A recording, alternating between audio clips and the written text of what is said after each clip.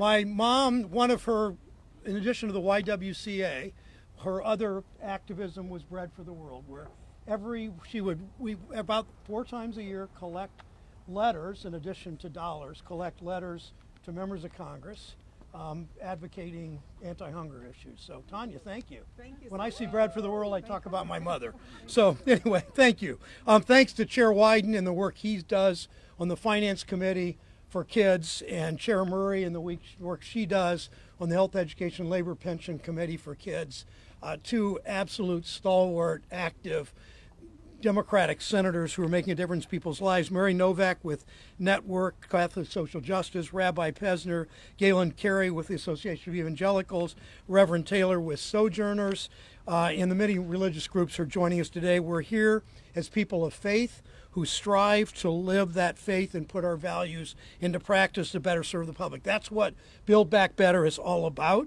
It's about investing in and valuing families. This is all about strengthening American families. It's about raising wages. It's about creating jobs. It's about bringing down costs for families. So many American families, so many families in Washington State and Oregon and Ohio and across the nation are working 60, 70, 80 hours a week at wages that don't pay the bills. One of my first hearings as the new chair of the Banking, Housing, and Urban Affairs Committee, we did a hearing on dignity of work, where I said to my colleagues, sorry, you're not asking questions. We're going to have 6 or 7 workers tell us about their lives. A woman in West Virginia said the words working and poor should not be in the same sentence in our country any longer. Working and poor should not be in the same sentence. Too many people can't keep up with the cost of child care and health care and what they need to do to provide for their families. So 2 things I'll briefly talk about in this bill. Housing. This is the biggest investment in housing for first-generation home buyers. The down payment assistance, to investing in public housing, to investing in making housing environmentally sounder, all of those things we're doing. The other is the child tax credit. Thanks for the work of all these groups here, especially Chair Wyden and what we've done with the child tax credit. If you believe in the dignity of work, it's about whether you swipe a badge or punch a clock, whether you work for tips, whether you're a moderate wage earner or a low-income wage earner. Dignity of work means we honor you. The child tax credit, 90% of families in our country, 90% of families with children under 18 are getting at least a $3,000 tax cut because of the child tax credit. It makes all the difference in the world for families struggling to pay the rent, families struggling to pay child care and diapers and just putting food on the table. All that matters, and it matters so much because of the people behind me that have worked so hard. So next is Mary Novak. Mary. Go for it. We want to thank the senators who are here today, and for those senators who are not, we tell you, you have talked long enough. It is time to act. We must pass the Build Back Better Act now. My name is Mary Novak, and I serve as the Executive Director of Network Lobby for Catholic Social Justice. 50 years ago, we were founded by Catholic sisters. 50 years ago, this coming Friday. Ours is a tradition that takes seriously how sin is embedded in our systems and structures. Without immediate action to extend the very important child tax credit before leaving for the holidays, the Senate risks throwing nearly 10 million Americans and their American children below the poverty line, deeper into poverty, and this is sinful. We all know by now that budgets are moral documents and that the 2017 Republican tax cuts for the wealthiest were and are immoral.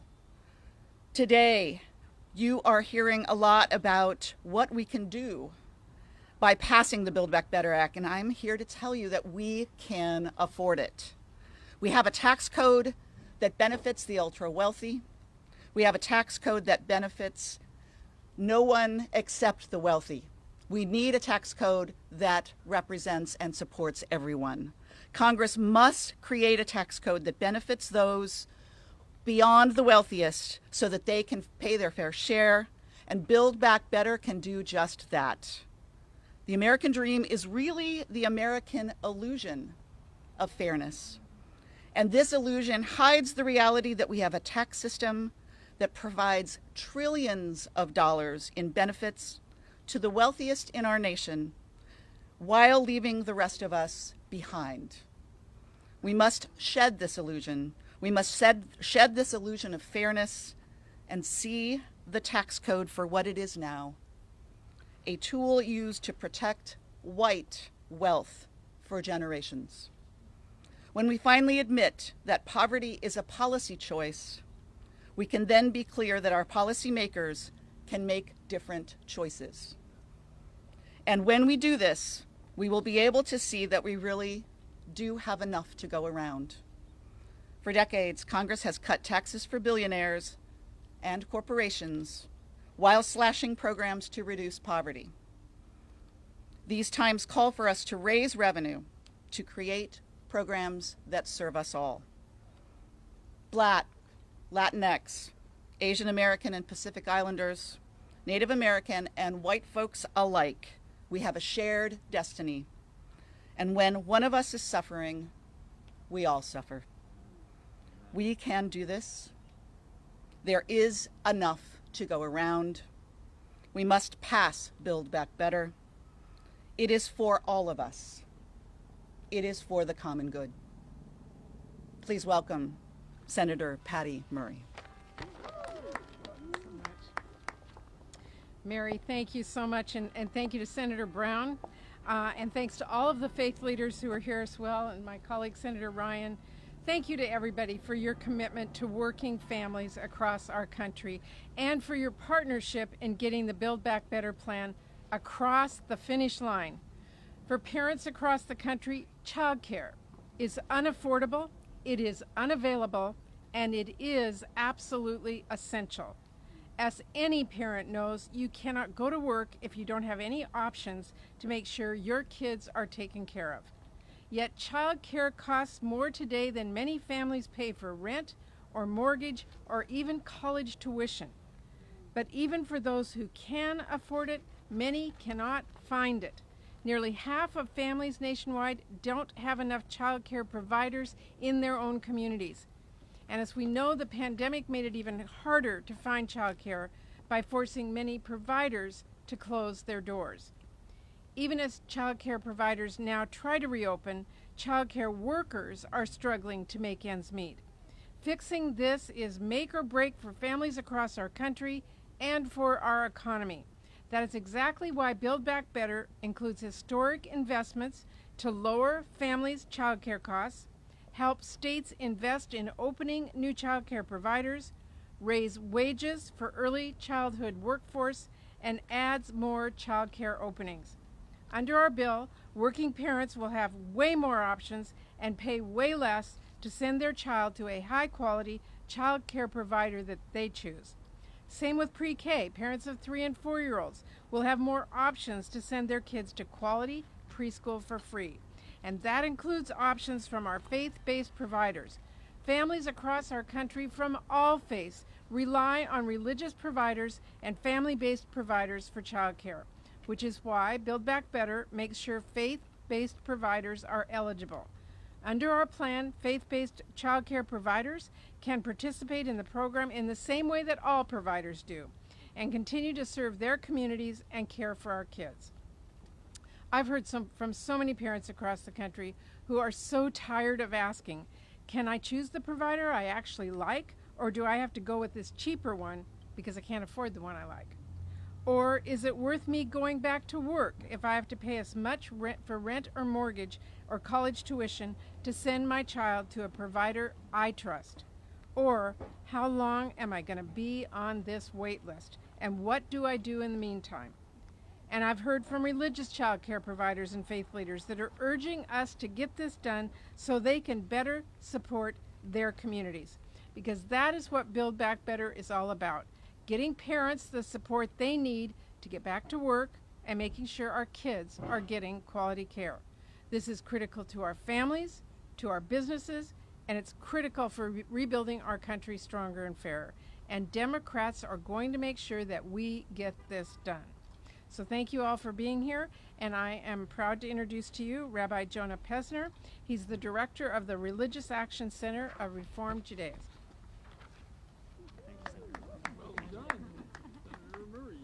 Thank you, Senator Murray.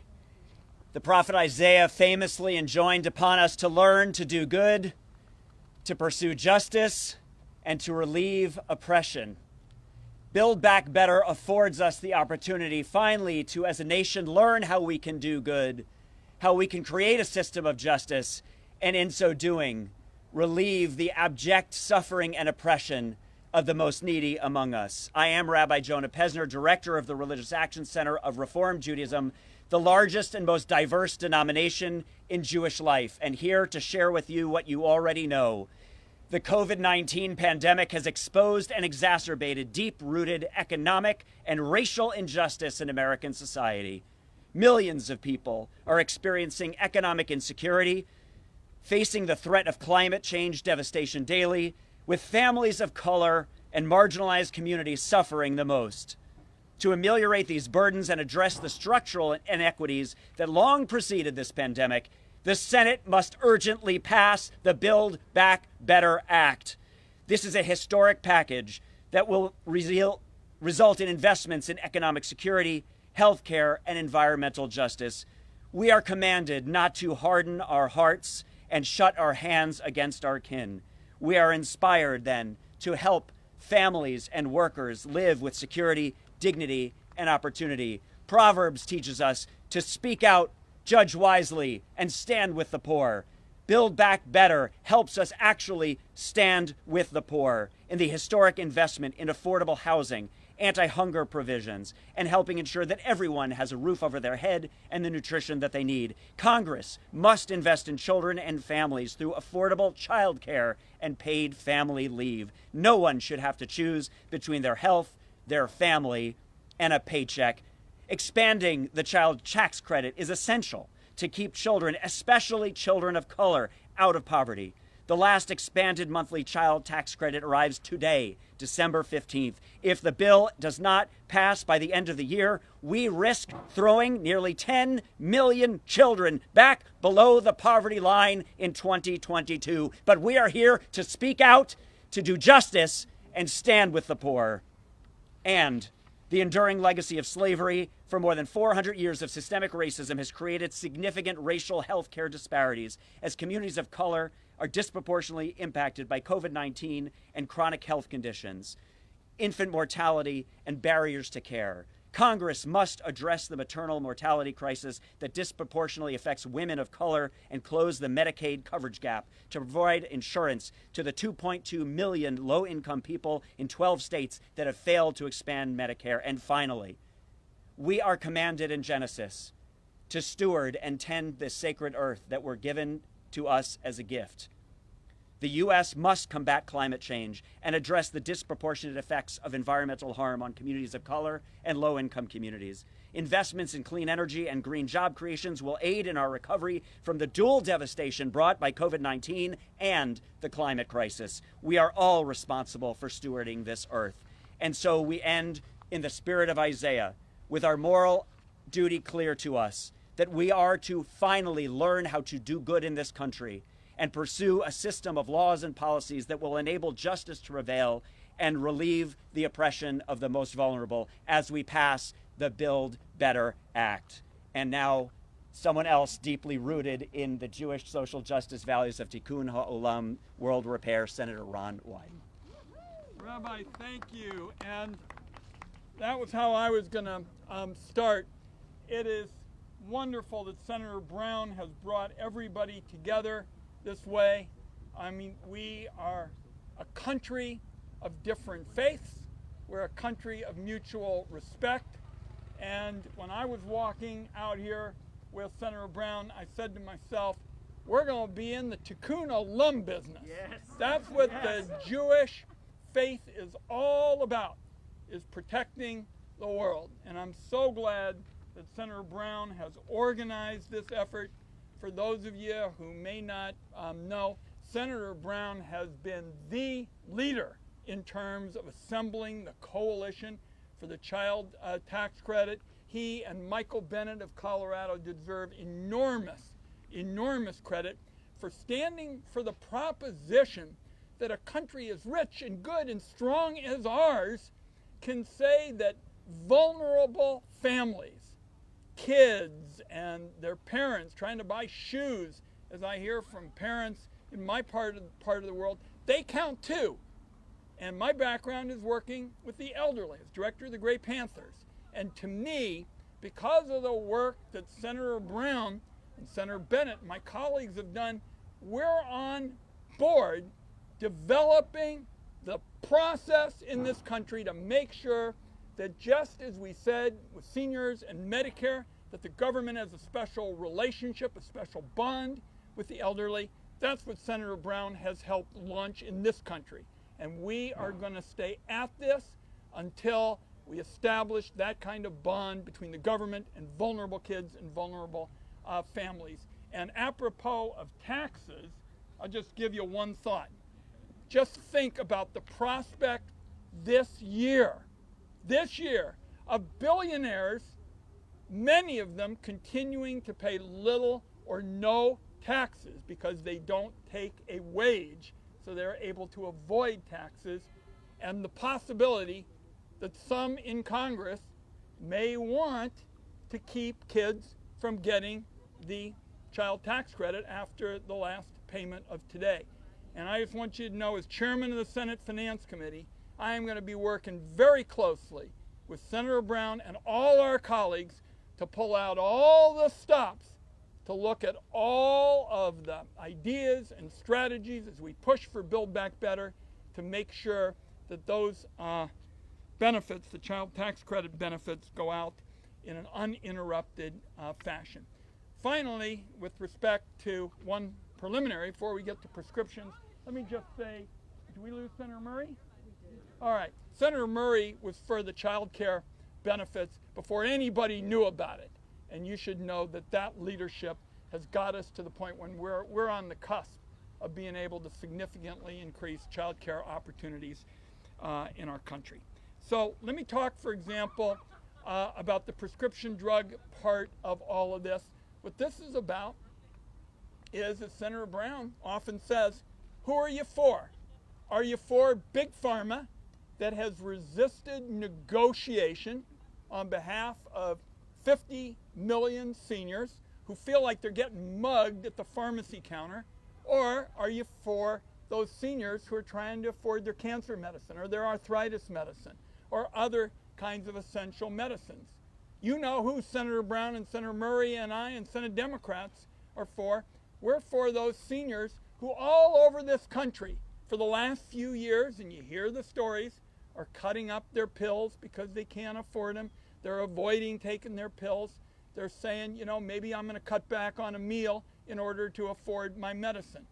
And so what we're doing in this legislation, and much of it comes from the Senate Finance Committee, is we're saying we are going to tear down the anti-competition gates at the Big Pharma palace. We're going to tear them down, and we're going to start getting a fair shake for seniors. It starts with insulin. We all know that millions of Americans depend on affordable insulin. We have insurance copay caps on insulin, going to be enormously important to seniors on diabetes. We also have something that our committee developed that says that prices can't go up more than inflation.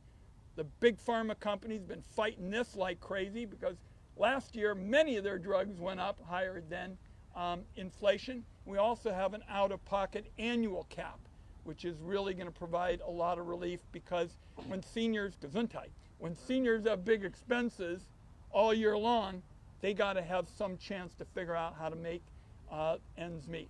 So what this comes down to at the end of the day is that we believe, particularly now as we go into the holidays, as we all go off as members of different faiths and talk about being family, being together, we believe we're a family as well. All of us here who have a certain moral core, and it says we don't leave people behind. we're capable in a country where billionaires can end up paying little or no tax for years on end. We can say we're better than that. And we've got a heart for all the folks that these great religious leaders are advocating for. So I feel shot in the tailbone, Rabbi. We might call it the tuchus. I feel shot with good luck to be able to be part of this coalition that Senator Brown's assembled. And whether it's the child tax credit, whether it's tax fairness, whether it's affordable medicine, you know that all of us are all in on this fight, and particularly coming up against the holidays when we're all going to be home, we're going to be with families. It's time to do the right thing. And that's what Build Back Better is all about. I'm sorry, I was supposed to introduce I'm Galen Carey. Great to see you. Apologies. Thank you.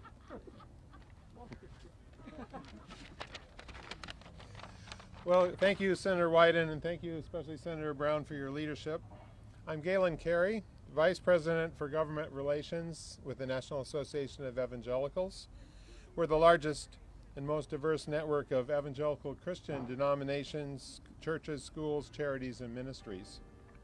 Among our commitments are safeguarding the sanctity of human life, seeking justice and compassion for the poor and vulnerable, and strengthening marriages, families, and children.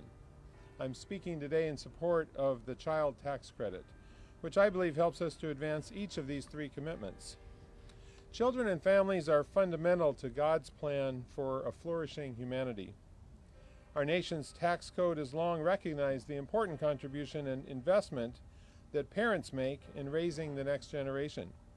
Over the years, both Republicans and Democrats have proposed and secured important improvements in the child tax credit, which now stands as one of our most significant public policy achievements in the fight against child poverty. But this sterling bipartisan success story will end just 2 weeks from today, as you've already heard, unless Congress acts to extend the current child tax credit benefits. This would be an unforced error with far-reaching consequences. If Congress fails to act, the number of children living in poverty will rise substantially, dimming the futures of countless girls and boys.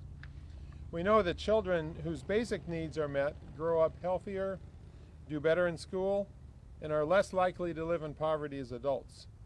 The child tax credit is a smart investment in our nation's future, one that pays dividends now and for many years to come. When compared with other public policy options for addressing poverty, the child tax credit is elegant in its simplicity. It simply and directly puts resources in the hands of parents who know best what their families need. For those who are concerned about the sanctity of human life and protecting the unborn, the child tax credit provides welcome reassurance to expectant moms and dads who wonder if they could afford to raise a child. It tells them that they are not alone and that they will not have to shoulder the costs and burdens of parenting on their own. Of course, parents need more than extra cash to successfully meet all the challenges of raising a child to adulthood. They need a community that surrounds them with love and support. That's what churches do, and we will continue to do. We hope that every family will discover the benefit of a supportive faith community as they embark on the journey of parenting. And we call on every member of Congress to continue the child tax credit success story by extending the current program, not just for one additional year, as the House of Representatives has proposed, but for generations to come. Thank you. And now I'm happy to introduce my friend and colleague, Reverend Adam Russell Taylor, who's the president of Sojourners. Thank you, Galen. Thank you, Senators. I'm so grateful to be with you. Sojourners is also an organization that has turned 50 years old. We are an ecumenical Christian organization and movement that is committed to helping to inspire and equip Christians of all types and stripes to put their faith into action for justice and peace. I want to speak from the Christian tradition, particularly in this season of Advent, a 4-week period of joyous anticipation of the incarnation, that moment when God upends history with the birth of God's Son, Jesus Christ. In the season in which so many Americans are experiencing such profound hardship and loss, in the midst of a pandemic that is increasingly turning into an endemic, we are in need of some Advent hope. And in this Advent season, members of Congress have an urgent opportunity, dare I say, an urgent responsibility to provide hopeful good news to families, to kids and communities across the country by passing the Build Back Better Act. Build Back Better represents one of the most pro-family and pro-common good set of policies we have seen in a generation. You've heard it, from housing to healthcare, from childcare to caring for our earth. This act has the potential to bring good news to people and communities from rural, urban, and suburban American, from red to blue to purple and everyone in between. So what good news does the Build Back Better Act provide? It provides parents and caregivers the opportunity to find and afford quality health care. Now that is some good news. It provides more than 35 million families a major tax cut through the child tax credit. That is some good news. It offers comprehensive paid leave that must remain in the bill. That would be some good news. It provides several immigration provisions that provide greater hope and protection to immigrants in our midst. That would be some good news. It provides 4 million underinsured and uninsured individuals access to health care through the expansion of Medicaid. That would be some good news. It would help set us on a trajectory of sustained and shared prosperity. And that, my brothers and sisters, would be some good news. During Advent, I love to reflect upon the words of the prophet Isaiah, who prophesies that for unto us a child is born, to us a child is given, and the government will be on his shoulders. Well, that's some good news, because I am glad that the government is ultimately on Christ's shoulders. But in this moment, passing Build Back Better is on our shoulders. It is on the shoulders of members of Congress. So the most burning question before us in these last days before Christmas is this: will Congress be the Scrooge that denies and discontinues monthly benefits to children through the tax credit, which literally expires today and provides a lifeline of support to kids and families? Will Congress be the Grinch who steals Christmas hope?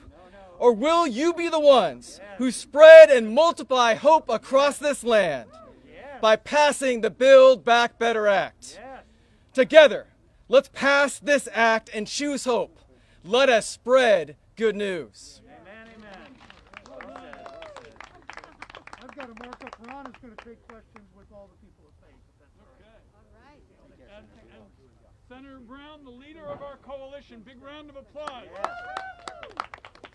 And that last comment was so powerful, we got to probably have a no Scrooge, no Grinch caucus. Make sure that this Congress comes through. Okay, questions? Yeah. Senator White, Senate Republicans had a press conference today saying that if the House-passed version of the BBB, the child care that's in it, the child care centers and pre-K and stuff, will actually make child care more expensive and less accessible. How do you respond to Republicans? There's just no evidence of it. And I'd be curious if they presented any to you, because there's just no evidence of it. What we know is the child tax credit is a lifeline for vulnerable families. And let me just give you a couple of examples. I was just home and I asked families, what are you spending the money on? And one of them piped up and said, shoes for the kids. Now in my part of the world, it tends to rain a little bit at this time of year. Gets a little cold this time of year. What's that all about? That's about keeping kids from getting sick. It's Prevention 101. What's your choice here? Do you want to help kids stay healthy, or do you want them to get sick and maybe in the middle of the night the parents got to take them in the hospital emergency room? So this is not a close call, and I would really urge all of you in the press to ask them, where's the proof? Where's the beef? Where's the evidence that helping a kid, a needy kid, be in a position to have a pair of shoes that aren't going to have their feet cold and they get sick in the middle of the winter? Where's the evidence that that's not a good value? Because I'm telling you, it's a darn good value. Yeah, let's have the press first, and then we always love hearing from community members too. But let's take our friends in the press. Oh, Mr. Dennis. Do you all know this is a veteran Washington reporter, folks? Be very careful now. He's got all the savvy. So things look pretty dim right now about getting something done before Christmas. I wonder if you could talk about that and why it's been such a struggle to get 50 Democratic senators to agree to do this, and what you see as the prospects for getting something done before you leave. Well, Steve, first of all, our biggest challenge is that we have these rules, and for those of you that want a description of the process, it's hard to explain it in something resembling even direct terms that you use in your home. But this process known as reconciliation, which we're involved in, means you can only do stuff that involves federal spending. You can't do anything involved with policy. Well, we all know in the real world those two are intertwined. So you got to go to this parliamentarian, and this is a very involved kind of process. Mr. Dennis knows something about it. Where I will tell you we are with respect to this is A, because most of this bill goes to the Finance Committee that I chair, and Senator Brown does such phenomenal work, we're leading the flog to get through it with the parliamentarians. So that's number one. Number two, a number of my colleagues, and I think we touched on this at lunch, have asked me if it looks like Build Back Better is going to go till the beginning of January, because we have to get through some of these matters. Would it be possible to look at a separate fix just for the child tax credit in order to ensure that those benefits go forward uninterrupted? And I have said our office, because we've got these skilled tax lawyers and people who've had to work on these issues, we are looking at all of the possibilities for how you might do it. We feel very strongly that this is a benefit that needs to be continued without interruption, and if that is where we are fairly shortly, we will have been looking at all of the potential possibilities. A lot of ifs, and that's the kind of description about where we are. Anybody else? Yes. Yeah, great.